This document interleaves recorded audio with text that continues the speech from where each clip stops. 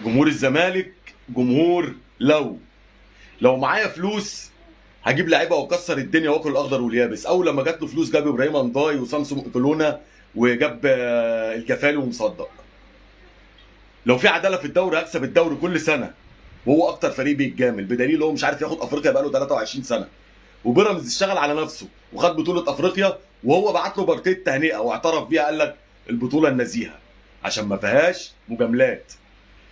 قال لك لو الدوله بتساعدني زي ما بتساعد الاهلي، وهو عنده كل سنه ايقاف قيد وعنده فلوس رخصه وعنده ضرائب وتامينات وكهرباء والدنيا خربانه عنده، في يوم وليله تبص تلاقي الدنيا كلها عنده اتحلت وبقى في صفقات ووقف على رجله تاني. قال لك لو وكاله الاهرام كانت ماشيه بالعدل كان زماني في حته تانيه. قام سايب وكاله الاهرام وراح برومو اد ب 4 مليون جنيه، قام رجع يعيط عشان عرف ان وكاله الاهرام كانت عامله معاه الصح، كان بياخد 25 مليون جنيه.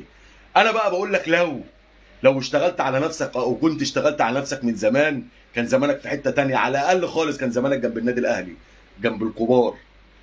انما ده اخرك. لو عجبك الفيديو ما تنساش متابعه اخوك الاهلاوي، ابعتها له عشان معموله له. سلام.